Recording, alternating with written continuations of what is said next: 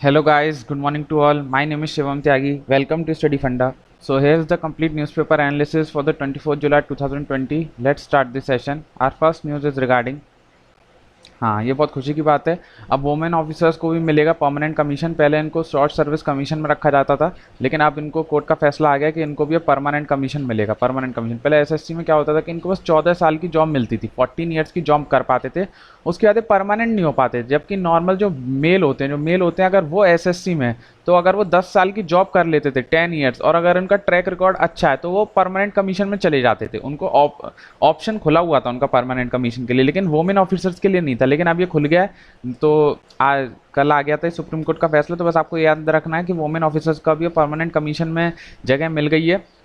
एक अच्छा ऐसे बनता है for CAPF role of womens in army या सीएपीएफ, ऐसे ऐसे आप लिख सकते हैं। इसके ऊपर बहुत इंपॉर्टेंट टॉपिक है, इस पर आर्ग्यूमेंट भी बन सकता है, इस पर ऐसे भी बन सकता है, तो आप लिख सकते हैं, तो प्लीज़ लिखिएगा। वैसे इसके ऊपर मैं एक अच्छा आपको आंसर मैं खुद भी दूंगा, आप टेंशन मत लीजिए। जब आपका एग्जाम आएगा उससे पहले हम कुछ पेपर 2 के बारे में आपको बताएंगे, उसमें 2-3 हम जो सैंपल देंगे उसमें से एक ये ज़रूर होगा। ये बहुत इंपॉर्टेंट टॉपिक है, लेकिन आप भी इसके ऊपर लिखना शुरू करिए। इसमें क्या बोला है, the order specify the grant of permanent commission of SSC women in all 10 streams in which they presently serve. अभी 10 स्ट्रीमों में वुमेन सर्व कर रही थी, 10 स्ट्रीम्स है different engineering, army, aviation, electronics, army service corps. तो इनमें शॉर्ट सर्विस कमीशन होता था, लेकिन अब इन 10 स्ट्रीम में परमानेंट कमीशन हो जाएगा। तो बस आपको यही ध्यान रखना है, इसमें और कुछ इंपॉर्टेंट नहीं था कि अब इनको परमानेंट कमीशन में मिल गई है जगह। So the next news is, हाँ, ये एक न्यूज़ थी, NGT pulls up Haryana government over waiver. तो हमें न्यूज़ इंपॉर्टेंट नहीं है, न्यूज़ में कुछ इतना इंपॉर्टेंट नहीं था, लेकिन एनजीटी बहुत इंपॉर्टेंट है एग्जाम्स के लिए। तो आपको एनजीटी पता होना चाहिए एनजीटी क्या। तो एनजीटी एक एक्ट के थ्रू आई है, तो स्टैट्यूटरी बॉडी है, एक्ट है 2010 का, एनजीटी एक्ट 2010 का। इसका काम क्या है, ये केस देखती है रिलेटेड टू एनवायरमेंट या conservation of forest and other natural resources. तो एनवायरमेंट से रिलेटेड केस या नेचुरल रिसोर्स से रिलेटेड कोई केस होता है तो वो देखती है एनजीटी। एनजीटी जो है वो इंडिया पहली कंट्री नहीं है जिसने एनजीटी को बनाया। पहली कंट्री थी ऑस्ट्रेलिया, दूसरी थी न्यूजीलैंड, तो तीसरी है इंडिया। थर्ड कंट्री इंडिया जिसने एनजीटी जैसी कोई चीज बनाई है फॉर एनवायरमेंट। इसमें मेन ध्यान आपको क्या रखना है कि 6 महीने के अंदर केस सॉल्व करना है। एनजीटी को 6 महीने का टाइम है कि 6 महीने में कोई भी केस सॉल्व करके देना है। इसकी 5 प्लेस ऑफ सिटिंग है, न्यू दिल्ली इसकी प्रिंसिपल प्लेस, मतलब 5 जगह बैठती है, ये आप पढ़ सकते हैं यहाँ पे।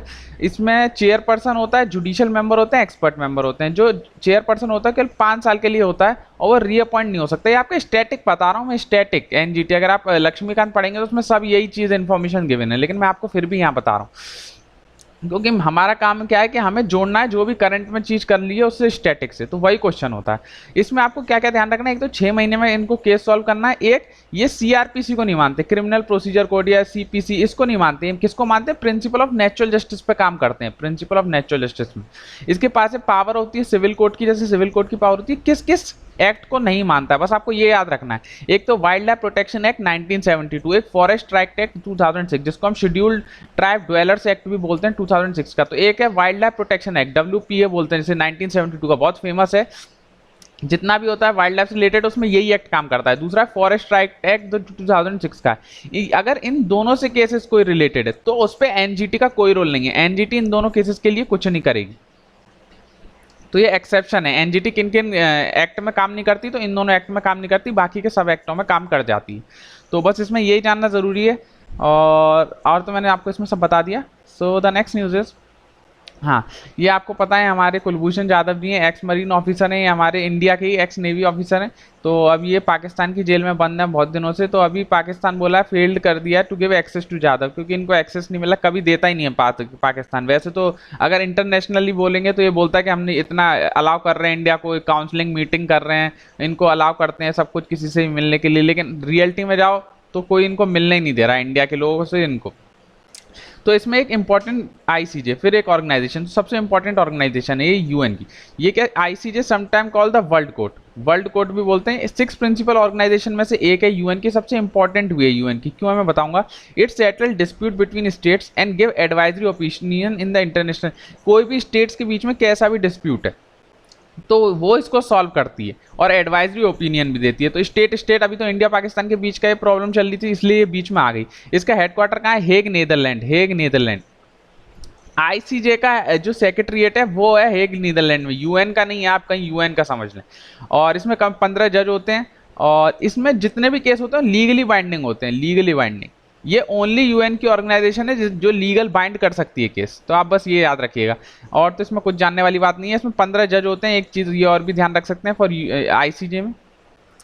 सो द नेक्स्ट न्यूज इज, हाँ ये कल भी मैं आपको न्यूज़ बताया था, आज फिर आ गई, तो मैंने सोचा थोड़ा सा फिर इसमें बता दूं क्या है। तो बॉम्बे हाईकोर्ट बोला कि जो लोनर लेक है, कहाँ पर है लोनर लेक, जो है महाराष्ट्र में। पहले तो ये बता देता हूँ, हाईकोर्ट बोला कि इसको अप्रिशिएट करना चाहिए, appreciate it's biology, geology and aesthetic value. इसकी इतनी सारी है, आप आंसर में यूज़ करिए ऐसी चीज़ें कि जो एनवायरमेंटल आंसर आता है उसमें यूज़ करिएगा कि appreciate it's biology, geology and aesthetic value. तो हम जान लेते हैं ये क्या है लोनर लेक के बारे में। तो थोड़ा ही पिंक हो गई थी, तो इसलिए बहुत सारे साइंटिस्ट को भेजा गया कि पता करें पिंक क्यों हो गई। तो पिंक हो गई थी इस माइक्रोब के चक्कर में, हेलो एरकिया माइक्रोब, इसको बोलते हैं हेलो एरकिया माइक्रोब्स। तो इसके चक्कर में पिंक हो गई थी। और लोग समझ रहे थे ये पिंक हुई है ड्यूनेलिया एल्गी के चक्कर में। पहले हम समझते थे इस एल्गी के चक्कर में पिंक हुई है। इसका काम क्या था, पिंक कलर एक्सक्रीट करता था, लेकिन नहीं, रेड पिगमेंट एक्सक्रीट करता था पिंक और रेडिश टाइप का। तो नहीं, इसके चक्कर में नहीं हुई, ये हुई है हेलो एरकिया माइक्रोब्स के चक्कर में। अच्छा, इसको करा किसने इतना सब? तो ये करा है geological survey of India and the national environmental energy research institute NEERI. तो ये करा है geological survey of India plus NEERI, आप ऐसे याद रखिएगा। ये जो लोनर लेक का जितना ही एक्सपेरिमेंट करा ये इन दोनों ने मिलकर करा है और इसका पता करा हेलो एरकिया माइक्रोब। तो आप इस माइक्रोब का नाम याद रखना है, किसने करा ये याद रखना है, और इस एल्गी का नाम ड्यूनेलिया एल्गी। ये रेड कलर सेक्रेट करती है, तो इसके चक्कर में ये पिंक नहीं हुआ है, इसके चक्कर में पिंक हुआ है। तो बस इसमें यही याद रखना है। सो द नेक्स्ट न्यूज इज, हाँ नेक्स्ट न्यूज़ है ये हांगकांग से रिलेटेड। एक अच्छा एडिटोरियल था। मैं आपको बस इसमें जो एडिटोरियल में इतना पॉलिटिक्स भी लिखी है तो मैं वो नहीं बताता, जो इंपॉर्टेंट एग्जाम के लिए मैं बस आपको वो बता रहा हूँ। तो पहले तो जान लीजिए हांगकांग है कहाँ पर। तो ये एक तो स्पेशल एडमिनिस्ट्रेटिव रीजन है चाइना का, हमेशा से चाइना का पार्ट नहीं था, स्पेशल एडमिनिस्ट्रेटिव रीजन है चाइना का। ये कहाँ पर है, इसकी location on eastern side of Pearl River South China Sea. तो देखिए ईस्टर्न साइड पे आप देखेंगे पर्ल रिवर यहाँ फ्लो हो रही है, साइड चाइना, ये पूरी साउथ चाइना सी है, आपको पता है ये ईस्टर्न रिवर फ्लो हो रही है, तो ईस्ट में है side, eastern of Pearl River South China Sea. ये पहले ब्रिटिश एम्पायर था। कब तक, ओपियम वॉर इन 1842 पहले ब्रिटिश एम्पायर था, इसको ट्रांसफर कर दिया गया था चाइना को। चाइना को ट्रांसफर किया था इन 1997 में। 1997 में तो यहाँ वन कंट्री टू सिस्टम है, एक कंट्री और दो सिस्टम। देखिए पूरी एक कंट्री और यहाँ अलग सिस्टम। अलग सिस्टम क्यों, क्योंकि इनका सेपरेट कॉन्स्टिट्यूशन भी है, सेपरेट कॉन्स्टिट्यूशन है। कॉन्स्टिट्यूशन का नाम क्या है, हिक्सर। इनके कॉन्स्टिट्यूशन का नाम क्या है, हिक्सर। और ये वन कंट्री टू सिस्टम जो केवल हांगकांग में नहीं है, मकाओ में भी। तो मकाओ भी इधर ही है, इसके हांगकांग के पास ही है मकाओ भी। तो वन कंट्री टू सिस्टम ये बोलेगा only Hong Kong follow one country two system, तो नहीं, मकाओ भी एक ऐसी जगह है जब वन कंट्री टू सिस्टम होता है। इसके कॉन्स्टिट्यूशन का नाम है हिक्सर और ये eastern side of Pearl River South China Sea में पड़ता है। ये पहले ब्रिटिश की टेरिटरी थी, लेटर ट्रांसफर कर दिया हमने चाइना को। बस इसमें ये क्वेश्चन है, यही आपके ऑप्शन है, आप देख लीजिए। आप जो मैं यहाँ लिखता हूँ शॉर्ट में इसीलिए लिखता हूँ ताकि आप अपने नोट्स बना सकें, और कोई रीजन नहीं है यार पॉइंट्स में इतना छोटा छोटा लिखने का, ताकि एक तो आपको आसानी हो सके याद में। यही ऑप्शन होंगे, इन्हीं में से आपको आंसर टिक करना पड़ेगा। प्रॉब्लम क्या आ रही है अभी, क्या है कि चाइना में एक लॉ पास हो गया है, वो ये बोल रहे हैं कि अगर हांगकांग में कोई गलत काम करता है, चाइना के विरुद्ध कोई काम करता है, तो यहाँ से लोगों को लाया जाएगा चाइना के अंदर, तब उन्हें चाइना में पनिशमेंट दी जाएगी। तो हांगकांग वाले बोल रहे हैं हमारा लॉ जब अलग है, हमारा कॉन्स्टिट्यूशन अलग है, तो चाइना क्यों इंटरफेयर कर रहा है? जब हम अपने कॉन्स्टिट्यूशन के हिसाब से उस बंदे को हम सजा दे सकते हैं, तो चाइना के एरिया में जाके चाइना में सजा क्यों होगी? अब कल को जम्मू कश्मीर वाले हाईकोर्ट वाले बोलें कि अगर बाहर के किसी राज्य में कुछ हुआ है तो वहाँ के लोगों को लाया जाओ, पहले जम्मू, अगर कोई बाहर का आदमी जम्मू कश्मीर के लिए कुछ बोला है तो पहले उस आदमी को जम्मू कश्मीर लेके आओ, फिर जम्मू कश्मीर वाले उसे सजा देंगे। तो ऐसे थोड़ी होगा। तो ऐसे यहाँ पे जब यहाँ पे किसी ने क्राइम करा है तो चाइना में जाके उसे सजा क्यों देंगे, यही सजा मिलेगी। तो इसके लिए बहुत अपोजिशन चल रहा है। तो बस यही था इस न्यूज़ में। तो ये हमारे लिए इंटरनल पॉलिटिक्स थी चाइना की, तो मैंने आपको थोड़ा सा आइडिया दे दिया है, लेकिन जानने वाली बात बस इतनी थी। सो द नेक्स्ट न्यूज़ इज, हाँ ये एक एनआई से रिलेटेड न्यूज़ थी। तो अभी क्या हुआ कि गोल्ड सीज वीज कर लिया है, तो हमें कोई मतलब नहीं है कि इसका कितना गोल्ड सीज करा, हमें मतलब इन एनआईए से। What is NIA? तो एनआईए क्या है कि एक स्पेशल काउंटर टेररिज्म एजेंसी बनाई गई थी जब 2008 में हमला हुआ था। 26/11 का जो हमला हुआ था उसके बाद इसको एजेंसी को बनाया गया है 2009 में, लेकिन एक्ट बना है एनआईए एक्ट 2008। ये counter terrorism law enforcement agency है, 26/11 के हमले के बाद बनी है। हमारे यहाँ कोई भी एजेंसी तभी बनती है जब कुछ हो जाता है, उससे पहले लोगों को ध्यान नहीं आता, जब कुछ हो जाएगा तब उसके बाद सब कुछ होता है। तो पहले नहीं थी, अब हुई है। इसका हेडक्वार्टर कहाँ है? न्यू दिल्ली में, और इसके रीजनल हेडक्वार्टर भी हैं, वो इतने इंपॉर्टेंट नहीं है, बस ये याद रखिए हेडक्वार्टर जो है इसका न्यू दिल्ली में। इसको हेड कौन करता है? डायरेक्टर जनरल होता है, जिसकी पावर होती है जैसे डीजीपी होती है किसी भी स्टेट पुलिस में, तो डायरेक्टर जनरल हेड करता है as a DGP of a state police. और ये किस मिनिस्ट्री में आता है? बहुत इंपॉर्टेंट, एमएचए में आता है। बहुत लोग सोचते हैं मिनिस्ट्री ऑफ पर्सनल्स में आता है, पर्सनल्स में नहीं आता। सीबीआई जो है मिनिस्ट्री ऑफ पर्सनल्स में अब आने लग गया है, लेकिन पहले ये भी एमएचए में आता था, लेकिन अब नहीं आता है। तो लोग इसको भी एनआईए को भी समझ लेते हैं कि इसमें आता है, नहीं, एनआईए जो आता है वो एमएचए में आता है। इसका जुडिक्शन क्या है? ये कोई भी ऑफेंस दे सकती है जो सोवरेनिटी और इंटीग्रिटी को थ्रेट हो, जो इंडिया की संप्रभुता बोलते हैं सोवरेनिटी को ज्यादा हिंदी हो गया, इतना मुझे भी नहीं आती। तो सोवरेनिटी, सिक्योरिटी एंड इंटीग्रिटी को अगर कोई थ्रेट हो तो उस केस को ही देख सकती है। और अभी ये एनआईए में अमेंडमेंट हुए थे, 3 इंपॉर्टेंट चीज थी जो अमेंडमेंट में हुई थी, तो मैंने सोचा यहाँ आपको बता दूं। इसका एक्सपेंड ऑफ द ऑफेंस बढ़ा दिया गया, मतलब पहले इसको जो पावर थी केवल कुछ केसेस में पावर थी, बस इन केसेस में डील कर सकती, जैसे यूएपीए में डील कर सकती थी, एक एटॉमिक एनर्जी वाला लॉ था उसमें डील कर सकती थी। लेकिन इनके अब जो एरिया है उसको बढ़ा दिया गया, अब ये किस किस में और डील कर सकती है? ह्यूमन ट्रैफिकिंग का कोई मामला हो, काउंटरफिट करेंसी का मामला हो, मैन्युफैक्चरिंग आर्म्स का मामला हो, काउंटर साइबर टेररिज्म का मामला हो, तो इन सारे मामलों में अब एनआईए एक्ट कर सकती है। पहले इन सब में एक्ट नहीं कर पाती थी, इन सारे मामलों के चक्कर में बहुत केस छूट जाते थे, लेकिन अब एनआईए इन केसेस को भी देखेगी। इसका जुडिक्शन बढ़ा दिया गया है। एनआईए का जुडिक्शन क्या है कि अब ये किसी भी स्टेट में जा सकती है विदाउट एनी स्टेट परमिशन। वरना क्या होता था पहले, सीबीआई को क्या होता है, सीबीआई को स्टेट की परमिशन लेनी पड़ती है, वो वैसे नहीं जा सकती। लेकिन इसमें क्या, एनआईए में वो किसी भी स्टेट में जा सकती है कुछ भी केस देखने के लिए, और वो एब्रॉड भी जा सकती है, एब्रॉड तक जा सकती है। इसमें एब्रॉड का भी रूल है, अगर जैसे आउटसाइड इंडिया कोई केस है तो वहां पे भी जाएगी। फिर session court to special court, इसमें क्या है कि जो सेंट्रल गवर्नमेंट डेजिग्नेट कर दिए जितने सेशन कोर्ट है उनको स्पेशल कोर्ट बना दिया जाएगा अगर जरूरत पड़ेगी फॉर एनआईए। तो आपको ये याद रखना है कि स्पेशल कोर्ट को सेशन कोर्ट को हम स्पेशल कोर्ट बना सकते हैं अगर एनआईए को जरूरत है तो बस 3 चीज याद रखनी है। इसके केसेस का ऑफेंस जितने एक्सपेंड कर दिया गया है, एक्सपेंशन कर दिया गया है कि स्टेट टू स्टेट कितना भी मूव कर सकती है, अब्रॉड भी जा सकती है, और सेशन कोर्ट को स्पेशल कोर्ट चेंज कर सकते हैं। तो बस इसमें यही जानना था। सो द नेक्स्ट न्यूज इज, हाँ ये इंपॉर्टेंट न्यूज़ थी, इंडिया अप्रिशिएट ढाका कश्मीर, क्योंकि बांग्लादेश ने हमारा बहुत साथ दिया है। क्योंकि जब हमने आर्टिकल 370 हटाया तो बांग्लादेश ने बोला कि इंडिया सही कर रहा है, क्योंकि इंडिया का वही पार्ट है, पाकिस्तान का पार्ट नहीं है। अब ये बांग्लादेश हमें सपोर्ट इसलिए करता है क्योंकि बांग्लादेश को इंडिया की हेल्प से ही आज़ाद किया गया है 1971। जैसा आप सबको पता है 1971 की वॉर हुई थी, पहले बांग्लादेश को ईस्टर्न पाकिस्तान कहा जाता था, फिर इंडिया की मदद से इसको आज़ाद करा दिया गया। इसमें जो इंपॉर्टेंट एक चीज़ थी वो ये देखिए, लिख लीजिए, मुजीब बर्ड शो। तो एक इवेंट है मुजीब बर्ड शो जो इंडिया और बांग्लादेश मिलके सेलिब्रेट करेंगे। मुजीब बर्ड शो ये क्या है? This year in memory of the founder of Bangladesh Sheikh Mujibur Rahman. तो फाउंडर कौन थे बांग्लादेश के? तो मुजीबुर रहमान, उनकी मेमोरी में ये एक सेलिब्रेट होगा इवेंट है जिसका नाम है मुजीब बर्ड शो। तो आपको बस याद रखना है मुजीब बर्ड शो क्या है। तो इंडिया बांग्लादेश मिलके सेलिब्रेट कर रहा है in the memory of the जो फाउंडर है बांग्लादेश का, मुजीबुर रहमान। तो बस इसमें यही याद रखना था। सो द नेक्स्ट न्यूज इज, हाँ ये अभी राजन गोगोई हमारे फॉर्मर सीजीआई है, रंजन गोगोई, इनका नेम जो मतलब इनको हाउस ऑफ पैनल और एक्सटर्नल अफेयर इसमें नॉमिनेट कर दिया गया। तो पहली बात तो मैं आपको बताता हूँ कि रंजन गोगोई फॉर्मर सीजीआई थे, राज्यसभा पहुंच कैसे गए? ये कुछ इलेक्शन नहीं लड़े, कुछ नहीं हुआ, तो राज्यसभा के मेंबर कैसे हो गए? तो पहले वो बता देता हूँ। तो कॉन्स्टिट्यूशन में अंडर आर्टिकल में लिखा गया है कि राज्यसभा में 250 से ज़्यादा मेंबर नहीं होने चाहिए, और जिसमें से 12 मेंबर जो नॉमिनेट करेगा प्रेसिडेंट। ऑन किस बेसिस पे? On literature, science, art, social service, या कोई भी स्पेशल नॉलेज या प्रैक्टिकल एक्सपीरियंस हो तो उसके बेसिस पे जो प्रेसिडेंट है वो नॉमिनेट कर सकता है 12 मेंबरों को राज्यसभा में। तो इस बेसिस पे प्रेसिडेंट ने इन्हें नॉमिनेट करा था राज्यसभा के लिए। तो मैं आपको बताता हूँ फिर राज्यसभा में अभी प्रेजेंटली 245 मेंबर्स हैं। 245 मेंबर्स लिख देता हूँ मैं, 245। अरे पेन ये कभी कभी पेन धोखा दे देता है। तो राज्यसभा में अभी कितने 245 मेंबर्स हैं। हाँ अब चल गया 245 मेंबर्स। तो इसमें कुछ स्टेट के होते हैं, कुछ यूटी के होते हैं, और कुछ जो होते हैं वो नॉमिनेटेड होते हैं। तो पहले तो आप ये रखिए, तो अभी एमएलए जो हैं वो स्टेट से कितने हैं? वो करीबन 229 है। और जो यूटी से होते हैं तो 2 यूटी से होते हैं, एक तो दिल्ली की यूटी से, एक पुडुचेरी की यूटी से, तो इससे होते हैं 4, और नॉमिनेटेड होते हैं 12। तो ये आप याद रखिएगा, यूटी से भी होते हैं, यूटी से 4 होते हैं, स्टेट से 229, नॉमिनेटेड से 12। तो इसमें यही जानना था कि इसके लिए प्रावधान है आर्टिकल 80 ऐसे ही इनको अपॉइंट नहीं कर दिया गया। ये इंपॉर्टेंट इसलिए है कि इन्होंने अयोध्या का केस का वर्डिक्ट दिया था, इसलिए इंपॉर्टेंट है। अयोध्या का केस का भी वर्डिक्ट इन्होंने दिया था, राम मंदिर वहीं बनेगा तो राम मंदिर ही अयोध्या में बनवा रहे हैं इनका ही डिसीजन था। और ये पहले फॉर्मर सीजेआई हैं, पहले फॉर्मर सीजेआई हैं जिनको राज्यसभा के लिए नॉमिनेट किया गया है।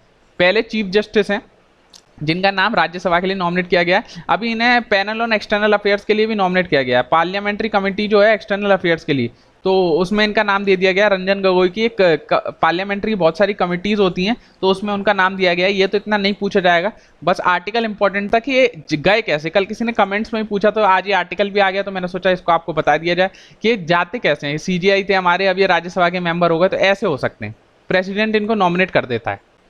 सो द नेक्स्ट न्यूज इज, हाँ, अब ये चाइना ने भी लॉन्च कर दिया मार्स मिशन। इस हफ्ते में ये दूसरा मार्स मिशन है। पहला कौन सा था, पहला मैं बता देता हूँ, यूएई का मिशन था होप। होप जिसे बोला गया था, इसे लॉन्च कहाँ से किया गया था, जापान से। कोस्ट का नाम आप बताएंगे, ये आज का क्वेश्चन है। आज का क्वेश्चन यही है कि यूएई का जो होप मिशन था जो मार्स पे जा रहा है, उसे लॉन्च कहाँ से किया गया है, उस जगह का नाम मुझे आप बताएंगे। मैंने आपको बताया, तो ये आज का क्वेश्चन है। अभी चाइना ने भी लॉन्च कर दिया मार्स मिशन आज तक चाइना पहुंच ही नहीं पाया है। ये कितनी बार कोशिश कर चुका है लेकिन ये मार्स तक पहुंच नहीं पाया, तो इस बार आई होप ये कि पहुंच जाएगा ये हर बार कोशिश करते हैं। तो इनके जो मिशन का नाम है वो नाम है तिनवेन-1। आप याद रखेंगे तिनवेन-1, या इसको ये भी बोलते हैं क्वेस्ट फॉर हेवनली ट्रुथ नाम तो इतना धमाकेदार लेके आते हैं लोग। तिनवेन-1 ये तो चाइनीज नाम, और क्वेस्ट फॉर हेवनली ट्रुथ, तो आपको नाम याद रखना पड़ेगा कि चाइना का जो अभी रिसेंटली मार्स मिशन है उसका नाम क्या है।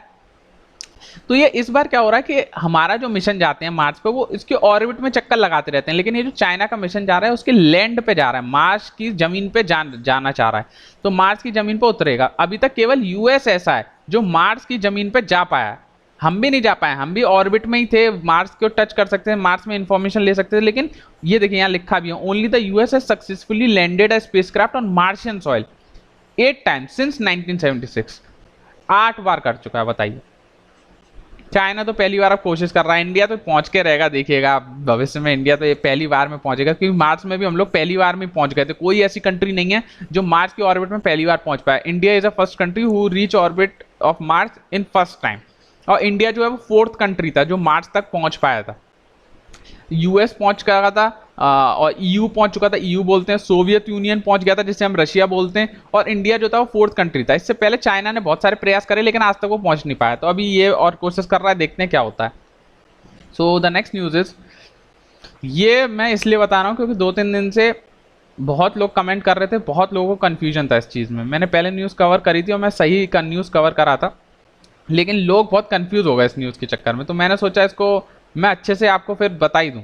तो ये वाली न्यूज़ थी कि 2026 वाली जो न्यूज़ थी कि अभी हमारा जो नया पार्लियामेंट बनना था, क्योंकि 2026 में हमारे मेंबर बढ़ जाएंगे, लोकसभा के जो मेंबर हैं वो हमारे बढ़ जाएंगे 2026 में, इसलिए पार्लियामेंट की नई बिल्डिंग बननी थी, उससे रिलेटेड न्यूज़ थी। तो इसमें एक अमेंडमेंट मैंने आपको बताया था, ये तो freeze the total seats by 2026, ये तो आपको पता से क्लियर था कि लोकसभा में जो सीट हैं वो 2026 तक फिक्स हो गई हैं फॉर द मेंबर्स। किस अमेंडमेंट से हुआ था, 84 कॉन्स्टिट्यूशन अमेंडमेंट एक्ट, ये तो सबको क्लियर था। दूसरा था 95th, इस पे हो रही थी बात। बाय 95th कॉन्स्टिट्यूशन अमेंडमेंट में क्या हुआ था, जो SC/ST के लिए जो सीट है लोकसभा में, जो SC/ST के लिए जो सीट है वो 2020 तक थी, कि बस 2020 तक SC/ST को रिजर्वेशन मिलेगा इन लोकसभा। इसको बढ़ाया गया, ये क्योंकि 2020 इस साल खत्म हो जाती तो इनको रिजर्वेशन मिल नहीं पाता, तो इसलिए इसको बढ़ाया गया। बट 126 कॉन्स्टिट्यूशन अमेंडमेंट बिल, तो इसमें बढ़ाया गया कि SC/ST को हम अनदर 10 साल के लिए और रिजर्वेशन देंगे इन लोकसभा, कब तक, 2030 तक।